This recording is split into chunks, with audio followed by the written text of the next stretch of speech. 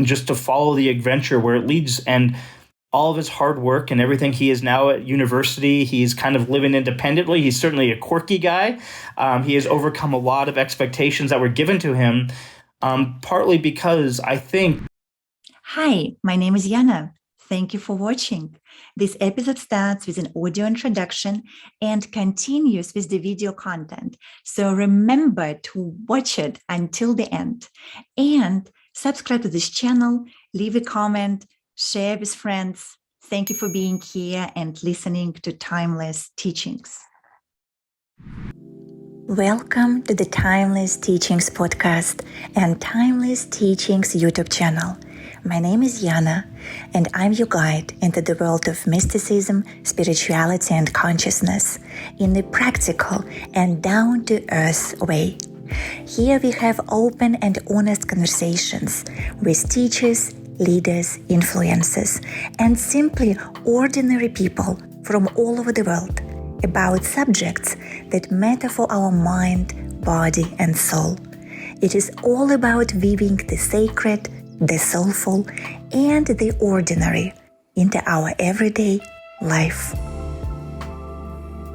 Have you ever had a conversation with God, a real one, when God is actually communicating with you too?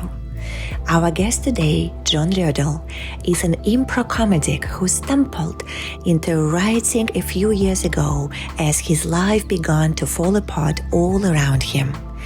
During his dark night of the soul, John began to have fake conversations with God on Facebook to poke fun at his spiritual and personal crisis. What began as a flippant way of making light of his doubts in the divine turned into something he wasn't at all prepared for. God wrote back. Since creating the popular Hey God, Hey John blog on Facebook 3 years ago, John has tackled such topics as his journey to mental health wellness, his lack of faith, the joy and pain of raising a child with autism, and grief, all in the form of a simple conversation with God. Eventually, these conversations transformed straight into poetry that has touched hundreds of thousands of people all around the world. John's newest book, Remedy, has been on the Amazon bestseller list for poetry since its release this past November. Let's welcome John. Hi, John, and it is so wonderful to have you on Timeless Teachings podcast. I am so happy and honored and grateful that you reached out and asked me. Thank you so much. And I would like to start our conversation today with actually reading out loud one of your poems from Hey God and Hey John book. So let's do that. You got it. Okay. And in this, I think we talked about this. You are going to play God because I would be the worst because at you are that. John. So, because you are John. I can't play John. So that would probably be confusing anyway. So, but I just, between the two of us and no one else, you would probably be the best suited to play God in this anyway. So that's why that was chosen. So anyway. Okay. Hey, God. Hello. I'm falling apart. Can you put me back together? I would rather not. Why? Because you aren't a puzzle. But what about all the pieces of my life that are falling onto the ground? Let them stay there for a while. They fell off for a reason. Take some time and decide if you need any of those pieces back. But you don't understand. I'm breaking down. No, you don't understand. You are breaking through. What you are feeling are just growing pains. You are shedding the things and the people in your life that are holding you back. You aren't falling apart. You are falling into place. Relax. Take some deep breath and allow those things you don't need anymore to fall off you. Quit holding onto the pieces that don't fit you anymore. Let them fall off. Let them go. But once I start doing that, what's going to be left of me? Only the very best pieces of you. But I'm scared of changing. I keep telling you, you aren't changing. You are becoming. Becoming who? Becoming who I created you to be. A person of light and love and charity and hope and courage and joy and mercy and grace and compassion. I made you for more than the shallow pieces you have decided to adorn yourself with, that you cling to with such greed and fear. Let those things fall off of you. I love you. Don't change. Become who I made you to be. I'm going to keep telling you this until you remember this. There goes another piece. Yep, let it be. Well, so I'm not broken? Of course not. But you are breaking like the dawn. It's a new day. Become. You did such a great job. I must say, I enjoyed it so much. Being in this creative flow with you. That was really, really powerful. So thank you for giving me an opportunity to do that, John. Thank you. And I'm a big admirer of your work and to the magic of synchronicity that somehow led me to your social media profile and actually to one of those Hey God and Hey John poems. And I read it and I was like, this is the man. This is the man I want to interview for Timeless Teachings. So isn't that amazing how social media, it's terrifying, you can put something out there and all of a sudden everybody reads it and the power of it. But then there's those moments where you can put something in the world filled with hope. I don't know that that's what Mark Zuckerberg had in mind when he created Facebook, but it's I've kind of found so much, just so much peace and connection to people by just sharing parts of our lives and the authentic pieces of our life, and it can just connect you to people all over the world. And that's the beauty of social media. We hear about all the dangers and the awful parts of it, which exist, but there are moments like this where two people who would never normally meet would be able to connect because of something like this. So I find it amazing.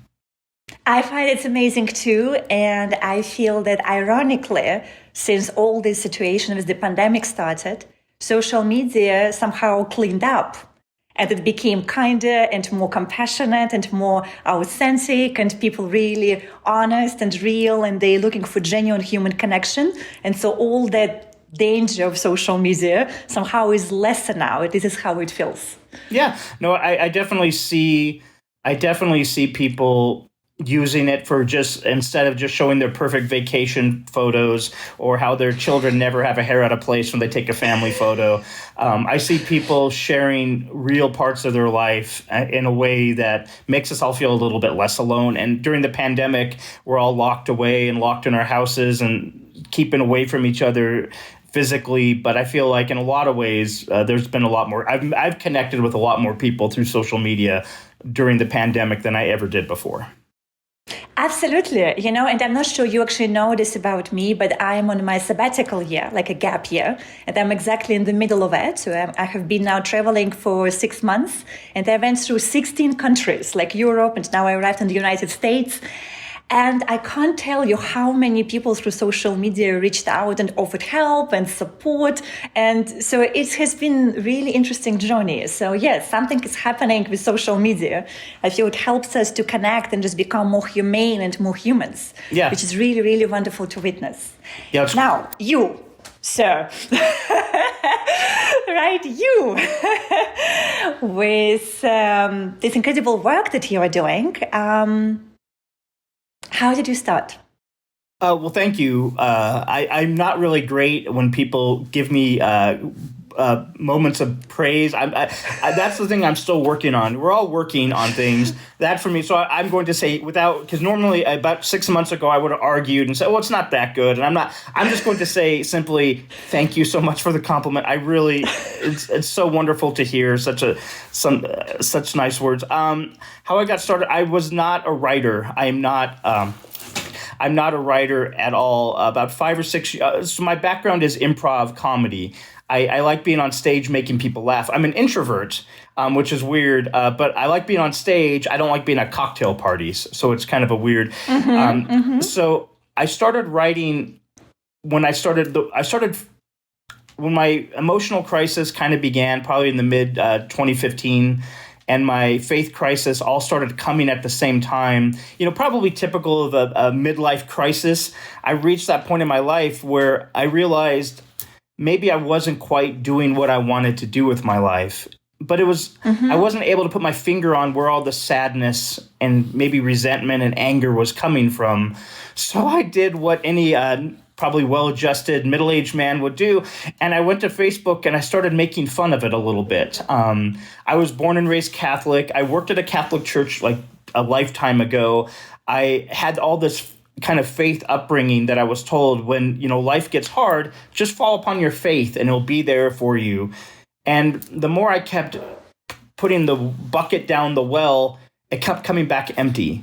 And I found myself, I thought I was a good little Catholic boy, and I thought I was, had all these kind of support systems in place for when the poop hit the fan. And when it did, it was all kind of empty. I couldn't find, the peace I was promised that would kind of be there. And so I went to social media and Facebook, and I started having these Hey God, Hey John conversations as a way at the beginning just to kind of poke fun at it all. I like making people laugh. I enjoy, that was kind of how I used Facebook at the time. And so I thought, I'm just going to go on Facebook and I'm going to have these fake conversations between me and God about, what was on reality TV the night before, or, why, I should never, ever wear skinny jeans or things like that. And at first, they were all kind of making fun, and it was kind of trying to poke fun at easy, just because people were telling me, you should just pray more and it'll get easier for you, or have more faith. And those were really nice words and sentiments, but they didn't really do much for me. They felt kind of empty. And so I was kind of mad, and so I was going to poke fun at all of that on Facebook, which I did at the beginning, and self-help a little bit and all of it, because I was kind of angry. I couldn't quite find my own footing. But the more I did it, the more I started accidentally, because it certainly wasn't intentionally, revealing parts of my real life. The first time I ever admitted I had depression, I was typing one of those posts out. I never thought I had depression. I had never considered it until I was writing it out. And I found myself typing it out and staring at the screen for about 20 minutes, saying, I cannot believe, first, this is how I really feel. And two, I'm going to post this so other people can see it. And I reached that crossroads. At this point, maybe a few hundred people were following along, and they were funny and light, and my friends and family were giving me sympathy likes and all of that. And I sat there and I wondered, I can't put this out to the world. I don't want people to know this is how I'm really feeling. And I kept going with the post, and then God responded with things at the end, and I felt better by the time I wrote it. And so I pressed publish, and I put it out on Facebook, and within like an hour or two, I was getting messages from people who I didn't know, who were experiencing the same kind of faith crisis, same kind of mental health crisis I was going through, and saying, thank you for posting that, because now I know I'm not alone. And in that moment, it was not something I intended. It's certainly something no, person looks back. I go to high school reunions and people say, what do you do with your life? Oh, I go on Facebook and I write poetry and fake conversations with God. And, people look at you like they're doctors and lawyers and they're CEOs, and you're talking like this. And I know how it sounds and I know how it looks. But the more vulnerable I became and the more I shared the real parts of my life, and it started snowballing after that, the more people from all over the world started gravitating to my own struggles and the things I was talking about. And this kind of relational conversation I was having with God, it wasn't a formal, let's sit down and put on a bow tie and talk to God on your knees. It was more, let's meet at a coffee house and talk over your life kind of conversations. And over time, it started morphing into poetry. I've never read I didn't read poetry before. I never studied it. Any poor English teacher who ever had the misfortune of teaching me would probably be amazed that I could even write a sentence, let alone a full poem. And it started emerging from me. These conversations stopped being more back and forth, and it just became pure poetry over the last year. And it's all been unintentional. And it's all been unexpected. I don't have an architecture behind it. I don't know where I'm going with it. I don't have ambitions for where I'm going to be in a year from now.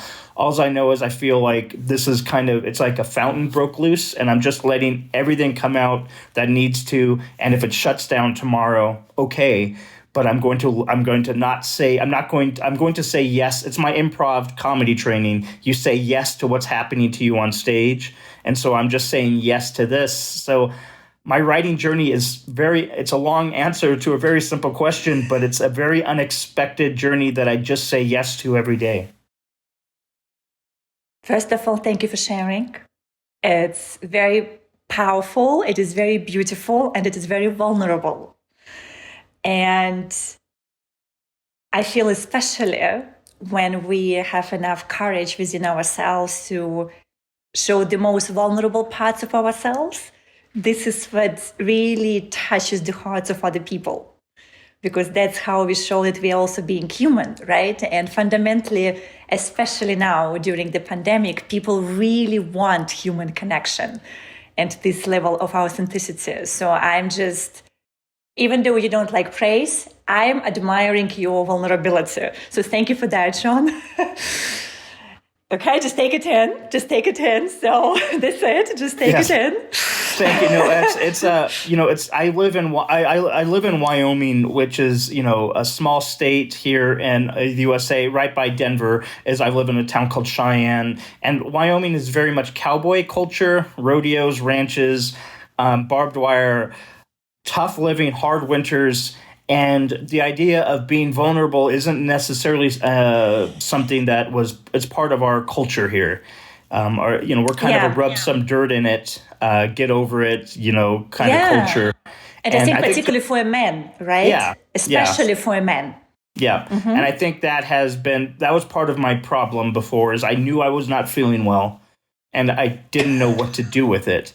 And eventually it kind of emerged through writing. But now I'm an advocate for telling people, find out whatever it is that will help you sort through what's going on inside. Don't bury it under the ground like I was trying to do. Don't hide from it. Whether it's through exercise or diet, or whether it's through, whatever activity or whatever way you can kind of dig into your heart and dig into that garden, find that way. And that can be traveling, that can be music, that can be whatever it is for each person. For me, it happened to be writing. But it was because of that I was able to identify these kind of gaps in my health and in my emotional well-being. It was only through writing that I did that. It wasn't therapy. I wouldn't say, write and you don't have to go to therapy. No, seek help. Get help as you need it. But it was therapeutic for me, and it helped me identify the places in my life I needed help. And you also bring out, I feel, a very important point here, because culturally, it is probably not easy, as you said, especially coming from the region where you are. And I was born in Russia, in USSR, actually, so which is also very patriarchal, sort of still type of society, and very dominant for men particularly. And any sort of male vulnerability is often seen as weakness, like men don't cry, men don't show emotions, right? You have to be strong, otherwise you're not a man, otherwise you're not going to be respected by other men, up, right? I mean, all those things that all men grow up with in sort of cultures, like I think also Latin America is very similar, Africa is very similar, like especially those regions, right? Yeah. And of course, I mean, certain parts of the United States where it is more the cowboy culture. And, it's interesting. We just recently had a conversation with one of my friends who is actually a therapist. And the conversation was about masculine emotions. I can't even pronounce it. Emotionality. I think this is the word that she used, right? So that we were talking about that in our current society, men just conditioned not to show emotions. And when they show them, or they show their vulnerability, the problem with the rest of the world is that people don't know how to deal with this. Like women don't know how to deal with men who are emotional. Other men don't know how to deal with men who show emotions. Right. So it's a very interesting one. That's why I feel it takes so much courage for someone to stand up and do this. And I know in my at least surroundings quite a few men, for various reasons, who are doing it more and more, who are showing more their vulnerable side, who are more in touch with this, who are making it okay to be and feel kind of all your emotions, right? And then often they also end up going into the men's work and they support other men, because that's kind of part of what I do about human development, right? So there are other guys who kind of just support other guys who I know. Yeah. And I just feel that that's also where the next generation is heading. So you are ahead of your generation, John. I don't know that anyone has ever said that sentence and meant it to me. I will take it and maybe get a tattoo of that so I can remember that. Please do.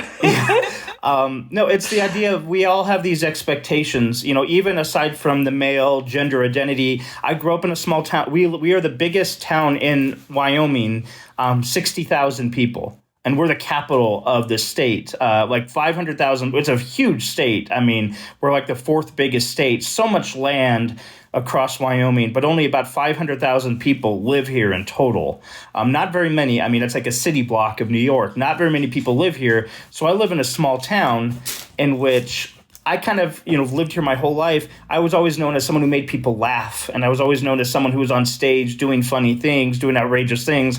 And so to say things like, yeah, but there's another side to me that I want to show, and here's another way that the light gets reflected off of me. That's the other thing of breaking those expectations. We all get expectations for how people are supposed to be, and that's probably great that we started with that piece about becoming. I don't feel like I'm changing who I am, even though it makes people all around me uncomfortable. People I bump into in the street, like people online are much more easy to deal with what I write about than people in my real life, because it makes people uncomfortable, because I was supposed to be funny. I'm supposed to be this character. I'm supposed to be this person they already know, and I'm breaking that expectation up. But I don't feel like I'm changing who I am. I feel like I'm just kind of falling into becoming the person I was meant to be. And yes, I can be funny, but I can also be this other person at the same time. And I feel that way for men. Yeah, you can be tough, and you can have moments of bravery and courage, but there's moments where you can say, I need help, and men don't ask for help.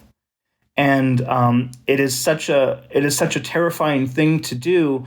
But because, some would argue my writing was more or less just a cry for help is how it all started. And because I asked for help, and because I've met so many people and had so many life-changing experiences, just because I made the admission, I'm not perfect and life sometimes is hard.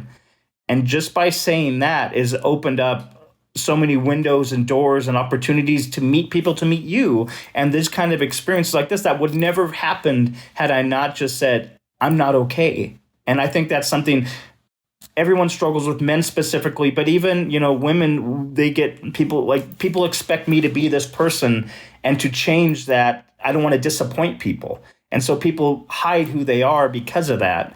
And if I've given anyone any kind of nudge, even if it's a particle or a half a footstep towards being authentically themselves, then this whole journey's been worth it. Absolutely. And again, it's another really important point about becoming, what you just shared. It often makes people in our closest surroundings uncomfortable. It is just what it is, right? Because they sort of used to us being a certain way and fitting in a certain framework, and suddenly in their eyes, you are changing. You're suddenly no longer the same person they get accustomed to, that they were comfortable with. Now you're becoming something out of the box, which probably triggers their fears, their insecurities, their things they would rather not look at themselves. Right. And that often leads to all kinds of things, from rejection to aggression to people sort of resenting or trying to put other people down, who are trying to become something else, right? Yes. Or even not becoming else, but more you become fully yourself. And so that's just kind of, we're sharing it here. People who are listening to us, if you are in a journey where you are becoming what you feel you should become in this life, and people around you often could be your family members, your closest friends, who are acting somewhat funny towards you at the moment, right? They might not be so optimistic about what you are doing, right, or questioning your sanity, or saying again, don't you get a normal job like everyone else? Right. Or what it is that you are doing in your age, you are not 15, right? Right. So all those things that we often, like society tries to tell us, now there is this time, and we have this, it's almost, we have a bit of almost like a opening of the energy collectively in the world because actually of what has been happening the last few years. So the system, the density of the system, even energetically, is not as strong. It's softer. So if you want to, now for our listeners, I'm saying it, so if you feel that you have been sort of playing small and stuck in your narrative for many years and you never had courage to just break through that, now is really good time to do this because the collective energy is supporting. And so you, John, is a wonderful example of that. And it's just so amazing. And it's again, it's not anything I designed, or you said it perfect. I mean, it's pretty interesting. You know, the idea, I have teenage children, the idea that I am on putting my poetry on social media and then, you know, recording me reading poetry on social media. I mean, for teenagers, if your parents doing that, how terrifying of a situation that is. I'm definitely not following the breadcrumb path that was laid out before me. I'm kind of off into the wilderness myself a little bit, and it's terrifying and it's scary, but I'm much happier than when I was following the script that was given to me years ago and say, this is how you're supposed to act when you're 40s. This is what you're supposed to act as a father. This is how you're supposed to be. And I think my breaking point came when those things just were not feeding me. And I had to make the choice. Was I going to just venture off the path and see what terrors await in the night? And there were some terrifying moments, and I still have it now where I wonder, what the heck am I doing? But then there's moments where I bump into a waterfall or I bump into a place I would have never visited before while I'm off on this adventure.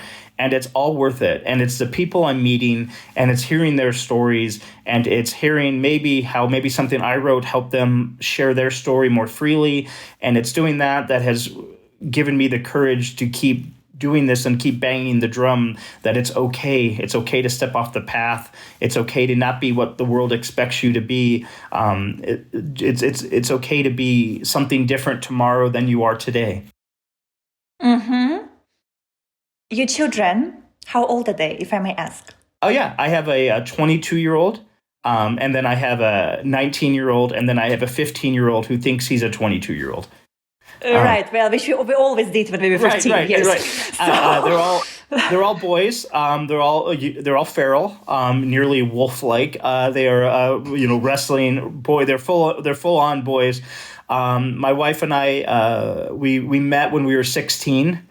And then got married when I was 23, and we had our firstborn son, and he was diagnosed with autism back in 2001. And that was, if I were to look back at any kind of like inciting event that threw me off of the train tracks of the life I was on, at that point, it was like, okay, I'm going to be a career dad, we're going to have a family that's going to go on vacations twice a year. I'm sure I'll have a timeshare by the time I'm 35. You have the script that you've been given, this Monopoly game script. And his diagnosis of autism back in the year 2002, which back then, even in the world in general, let alone Wyoming, there wasn't a lot of research. Things have really developed in the field of autism and reaching out to families and children living with autism. But back in 2002, it was kind of like, good luck, here you go. And every idea that I had for what family was going to look like, what I was going to look like as a father, it was all shattered in one moment. And it was in that moment where you had to let go of, this is how my life was going to look. And you had to let go of all that and just jump into, okay, but this is where I'm going now.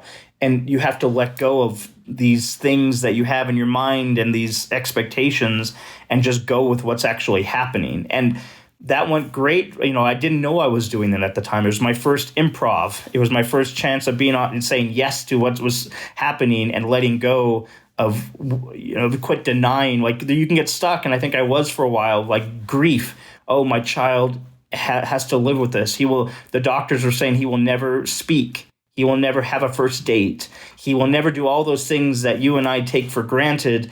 And there's this moment of grief, and you get stuck in it. And you just say, how did this happen? And you get mad. Who did this? Did I do this? I'm mad at myself.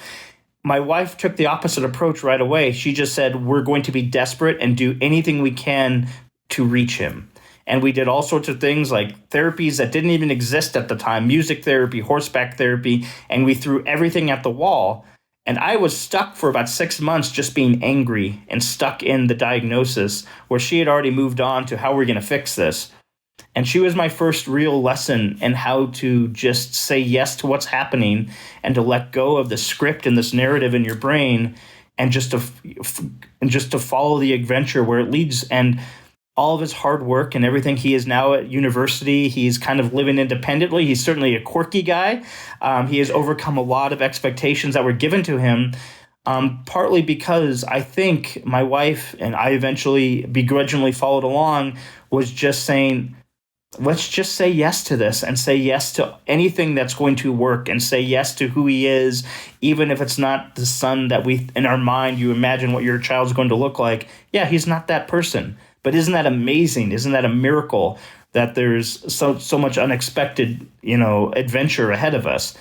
And he and my wife were great role models for me early on to realize life is fluid. It changes. Things happen. We get our hearts broken, and we have to move on. We have to let those things go so we can see what comes next.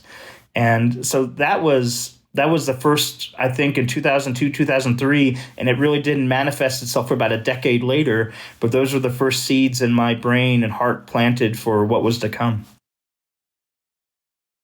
And it was also such a beautiful teaching back then, even though you did not received it that way at that moment, because there was so much grief, right? But actually, if we look at it right now, after so many years, and now your son is so much more integrated in the society, that probably was one of the first steps that helped you to honor more the path where you're meant to be, and maybe a little bit away from the common narrative and what expected of you, to kind of shed off those identities, what you said, of how fathers should be, how families should be. And I hear and I still feel your, I can only imagine how much pain and grief you have felt, when all that happened at that time, and how much work you have to do to get through this. And yet look at you today, right? You have 2 more children, and it's a much bigger family. I mean, it's 3 kids together. And you are like on this amazing journey where you're heading in life, and also such an example to your children and to parents, other parents, which I feel it's important. We just, we talk about it here, just we say it out again, that for all the parents who are listening to us, whoever your kids are, they even if, they don't have any sort of diagnosis, whatever that is, right? So if you have a sort of normal kid, whatever normal is these days, which is also to me a very, very strange word to use, any parent would have expectation of a child still to be a certain way, right? And a family to be a certain way. And, but I feel we can learn from stories like yours.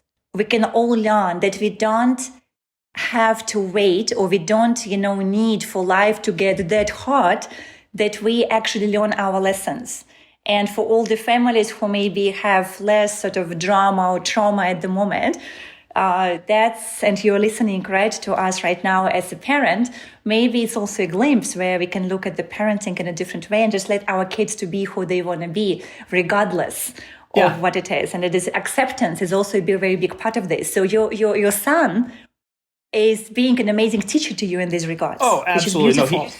He offers a master class every day. Even I catch myself. It's a sticky trap of being a parent, where you all of a sudden you have you catch yourself saying something that was said to you 20 or 30 years earlier from your parents. We give them these scripts of just like, I don't know. I find myself asking them, don't you think it would be easier if you just did this or did that? And I find myself saying, yeah, had my life been easier when I was younger, I wouldn't be where I'm at now. Like as parents, we want our kids to be safe and we want them to be comfortable, and we don't want anything bad to happen to them. And those are the inherent things. But it's those things, those risks that we take, and sometimes we get our hearts broken, and sometimes we fall down and we get hurt.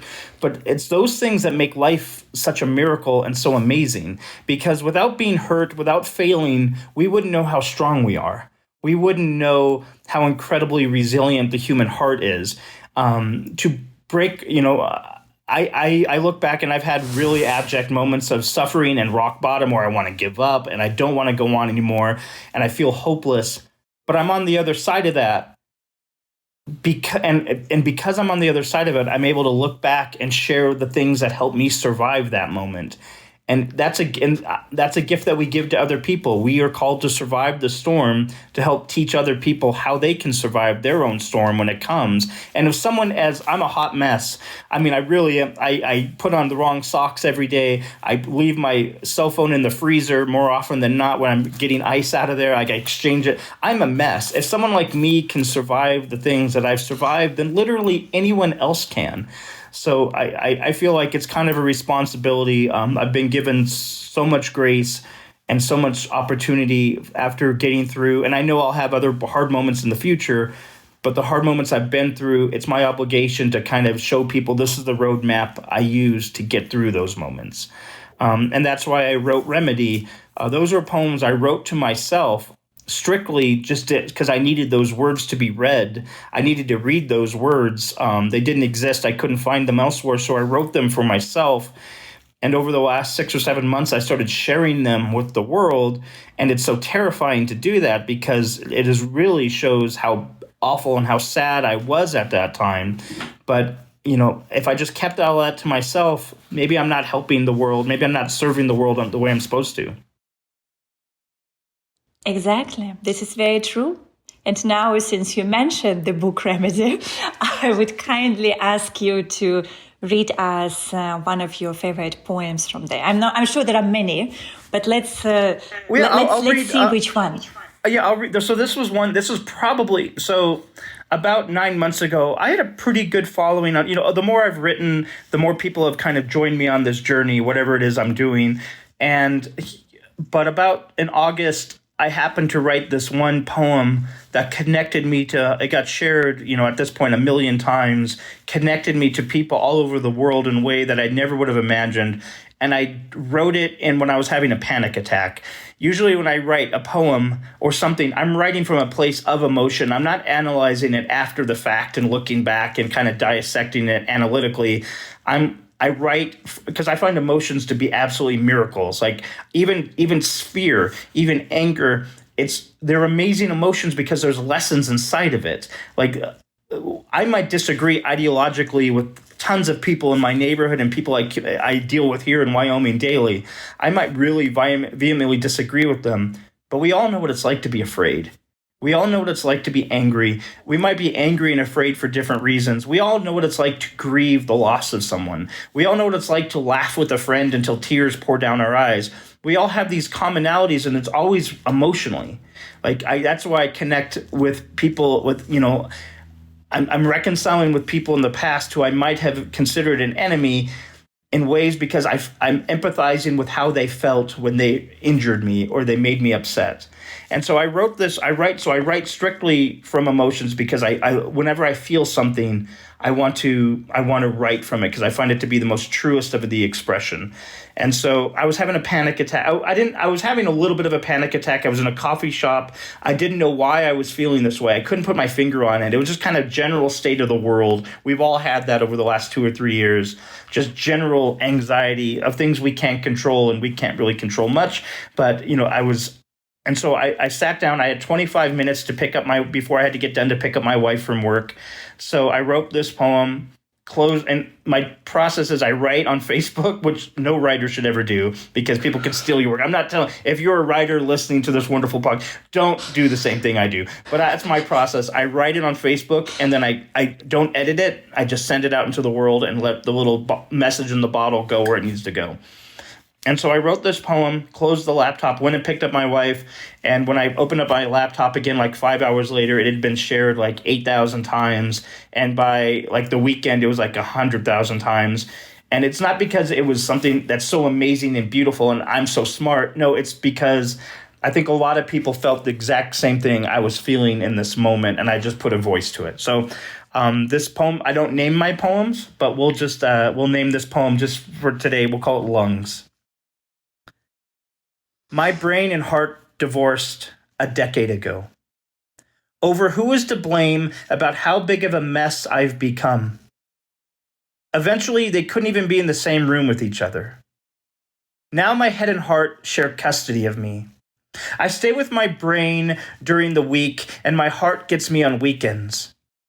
But they never speak to each other. Instead, they just give me the same note to pass to the other one every week. And the notes, well, they always say the same thing. They say, "This is all your fault." On Sundays, my heart complains about how my head has let me down in the past. And on Wednesdays, my head lists all of the times my heart has screwed things up for me in the future. They blame each other for the state of my life. And lately, there's been a lot of yelling and crying. So I've been spending a lot more time with my gut, who kind of serves as my unofficial therapist. Most nights, I sneak out of the window in my rib cage, and I slide down my spine and collapse on my gut's plush leather chair that's always open for me, and I just sit until the sun comes up. Last evening, my gut asked me if I was having a hard time being caught between my head and my heart. I nodded. I said I didn't know how I could live with either of them anymore. My heart is always sad about something that happened yesterday, and my head is always worried about something that might happen tomorrow. My gut just squeezed my hand, and I said, I don't think I can live with my mistakes of the past or my anxiety about the future. My gut smiled at me and said, in that case, I think you should go stay with your lungs for a while. I was confused. The look on my face gave it away, but my gut said, if you're exhausted about your heart's obsession with the fixed past and your mind's focus on an uncertain future, your lungs are the perfect place for you. There's no yesterday in your lungs. There's no tomorrow there either. There's only now. There's only inhale, and there's only exhale. There is only this moment, there is only breath, and in that breath, you can rest for a while your head and your heart work out their relationship. So this morning, while my brain was busy reading tea leaves, and while my heart was going through old photographs, I packed up a little bag and I walked to the door of my lungs. And before I could even knock, she opened the door, and with a gust of wind and a smile, she said, what took you so long?